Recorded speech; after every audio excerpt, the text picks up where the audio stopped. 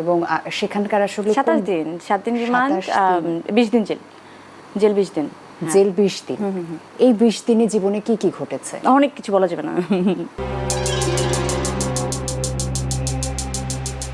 7 দিন রিমান্ড, 20 দিন জেল। এই 20 দিনে আপনার সাথে কি কি ঘটেছে জানতে চাওয়া হলে নায়িকা বলেন, অনেক কিছুই হয়েছে, তবে বলা যাবে না। আমাদের বাসায় সিভিলে কারা জানি এসে নিচের গেট টেট ভাঙাভাঙি করে উপরে চলে আসছে এবং আমি জিজ্ঞেস করলাম। চলুন একটু পেছনে ফিরে তাকাই। 2021 সালে গ্রেপ্তার হন চিত্রনায়িকা পরীমনি। নিজ বাসা থেকেই তাকে গ্রেপ্তার করে নিয়ে যাওয়া হয়। কেন তাকে গ্রেপ্তার করা হলো, কি তার অপরাধ, তখন অনেকের কাছেই ছিল বিষয়টি অজানা। সেদিন সেই অপারেশনে ছিলেন র্যাবের সাবেক গোয়েন্দা প্রধান লেফটেন্যান্ট কর্নেল খায়রুল ইসলাম। এক অনলাইন টকশোতে তিনি জানান কেন এবং কিভাবে গ্রেপ্তার হয় পরীমনি। নায়িকা পরীমনি উনি পার্সোনাল লাইফে কি করেন না করেন, আই হ্যাড নো ইন্টারেস্ট।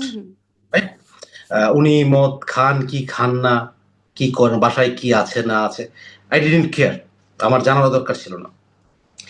এখন এই অপারেশনটা আমি যে still I remember that day. আমার তখন দ্যাট ওয়াজ, আমি মানটা ভুলে গেছি কোন মান্থে।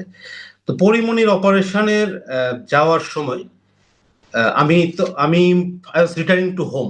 আমার বাসায় তখন বসুন্ধরা আবাসিক এলাকায় ভাড়া থাকতাম, মনে আছে আমার। তো পরীমনির অপারেশনে হঠাৎ করে ডিজি আমাকে ফোন দিয়েছেন। ডিজি ছিলেন এই যে মামুন সাহেব, আইজিপি মামুন সাহেব, চৌধুরী আব্দুল্লাহ মামুন।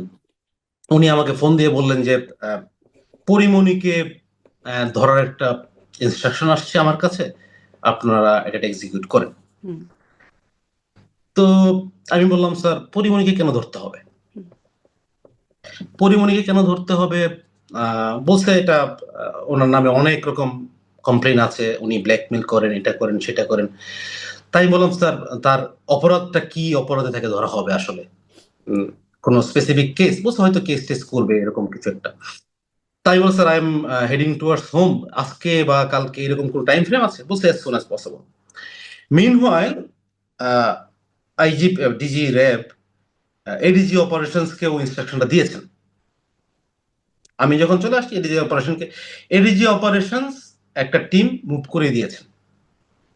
মুভ করানোর পরে আমি কিন্তু বসুন্ধরা সিটিতে বসুন্ধরা আবাসিক এলাকায় যাওয়ার পথে কিন্তু আমি মোবাইল লাইভ দেখছি যে কি ডাকাত আসছে বা কেউ আসছে। পরীমনি তখন লাইভ করছিলেন যে আমার বাসায় কারা জানি অ্যাটাক করছে, হামলা করছে। তো আমি কিন্তু ঠিক আছে, দেখছি কি হচ্ছে আসলে। আমি আমার অফিসারকে ফোন দিলাম যে হোয়াটস গোয়িং অন। বলছে, স্যার আমাদেরকে তো এডিজি অপারেশনস ডাকছিলেন এবং র্যাব এবং ডিজিও বলছেন যে মুভ করতে, আপনি কি বাইরে আছেন? তো আমরা মুভ করে চলে আসছি। আমি বলছি ওকে ফাইন। দেন ঘন্টাখানেক পরে, আমি জাস্ট আপনাকে ইভেন্ট বাই ইভেন্ট বলছি, তো ঘন্টাখানেক পরে আমাকে কিন্তু ডিজি র্যাব আবার ফোন দেন। ফোন দিয়ে বলছেন যে আপনি কি যাচ্ছেন? আমি বলছি, স্যার এই অপারেশনটা কি আসলে আমার যাওয়ার মেরিট করে?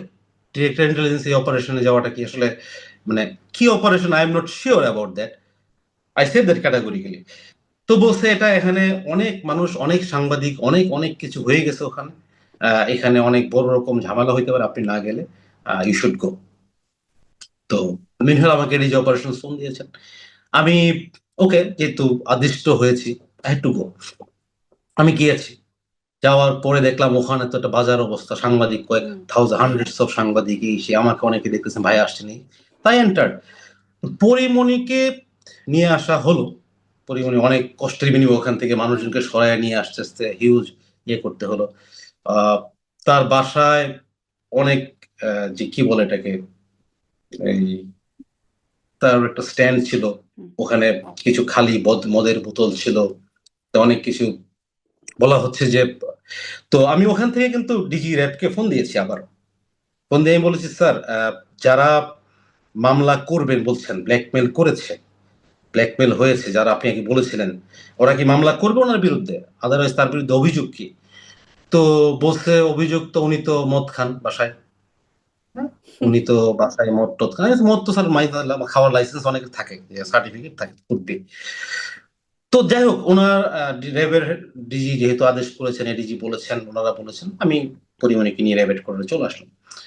আসার পরে পরীমনির যে ডিভাইস ছিল, মোবাইল, ল্যাপটপ, এগুলো আসলে আমাকে ডিজি বললেন, এডিজি বোধ বললেন যে ওনাদের এগুলো ফরেনসিক করতে হবে।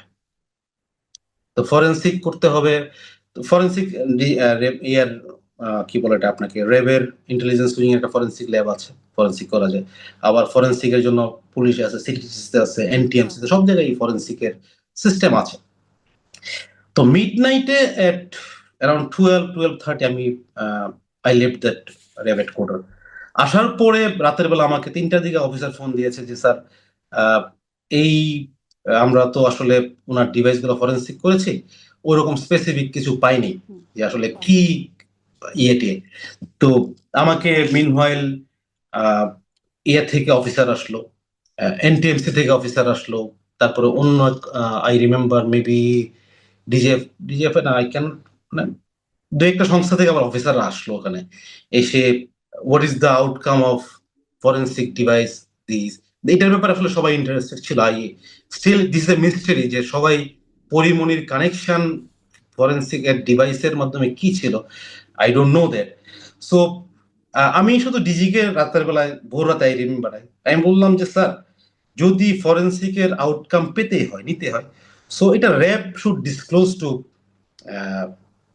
যথাযথ যদি কোর্টে চায় কোর্টে দিতে পারে, বাট অন্য এজেন্সির সাথে এটা শেয়ার করা কতটুকু যৌক্তিক হবে, কারণ এটা তো একটা সিক্রেট, তার পার্সোনাল ইস্যুস, বাট ওইরকমও কিছু নাই যে শেয়ার করার মতো জিনিস আছে। তো ডিজি আমাকে বললেন দেখেন এটা তো অনেক রকম, অনেকে ফোন দিচ্ছে আমাকে, অমুক ফোন দিচ্ছে, তমুক ফোন দিচ্ছে, একটু শেয়ার করতে হবে। আমি বলছি যে শেয়ার করতে আপনি অপারেশনটাও স্যার আসলে এটা কেউ হয়েছে, you know better, you took the decision, আর এই ফরেনসিকের ব্যাপারটাও আপনি দিচ্ছেন, সো ইউ বেটার ডিল। আমি আসলে নট ভেরি ক্লিয়ার। দেন আসামি হিসাবে পরিমণিকে চালান দেওয়া হলো, তার বিরুদ্ধে মাদকের মামলা হলো, মাদক হলো, মামলা টামলা পাওয়া গেল, এন্ড অন দ্যাট ইভিনিং আমার পোস্টিং অর্ডার হয় র্যাব থেকে, আমার নাম দেওয়া হয় মিশনে, mission I was pending for mission in fact, তো আমার নাম দেওয়া হয়। সো পরিমণির অপারেশনটা আসলে কেন হয়েছে, কি জন্য হয়েছে, এটা আপনি যেরকম জানেন না, আমি অপারেশন কমান্ডার ছিলাম না, বাট আমি গিয়েছি স্পটে। অপারেশন কমান্ডার তো আসলে যে অফিসার করে সে ইজ দ্য কমান্ডার, আমি গিয়েছি তাদেরকে অ্যাসিস্ট করার জন্য। স্টিল যে আমি ডিজিকে পরে জিজ্ঞেস করেছি যে স্যার আসলে অপারেশনটা কেন হয়েছে, বলছে এটা আমার কাছে ইনস্ট্রাকশন ছিল যে তাকে সে ঊর্ধ্বতন মহলে অনেককে ডিস্টার্ব করতেছে, অনেকে ব্ল্যাকমেইল করতেছে, এটাকে একটু প্রিভেন্ট করা দরকার ছিল। That was the story indeed. মানে খুবই অযৌক্তিক একটা মনে হলো ব্যাপারটা শুনে। অযৌক্তিক ব্যাপারটা ইজ ট্রু। আমি মানে পার্সোনালি, আপনিও এই অযৌক্তিক বিষয়টার পার্ট জেনে না জেনে হয়ে গেছেন। আমি পার্সোনালি যদি আমাকে এখনো বলেন, that was not justified. Still I tell that was not justified. যে পরিমণি একজন বাসায় যদি মদ খায়, আমার বাসায় যদি 2 বোতল মদ থাকে, ইটস নট অফেন্স। যদি কারো, আর এবং আমার কাছে একটা প্রশ্ন হচ্ছে, মদ যদিও আমাদের দেশে আসলে সেটি, না আমি যে কথা রেকটিফাই করি যে অফেন্স বলতে আমাদের ধর্মের দিক থেকে এটা অফেন্স, বাট কারো প্রেসক্রিপশন থাকে, ডাক্তার ইয়ে করে, ওটা এটার জন্য তাকে অ্যারেস্ট করে নিয়ে আসা, still I don't get any বিশাল বাহিনী নিয়ে যেন বড় সড়ো জঙ্গি অপারেশনে যাচ্ছেন আপনারা, সেরকম একটা চেহারা আমরা দেখলাম। তার মানে অমুক তমুকের কথায় র্যাব আসলে নড়ে, মানে বড় বড় মানুষের কথায় র্যাব নড়ে, সেটি আইনি প্রক্রিয়ার বাইরে, এটি একটা প্রমাণ। The exception is always there. আচ্ছা, স্পষ্ট।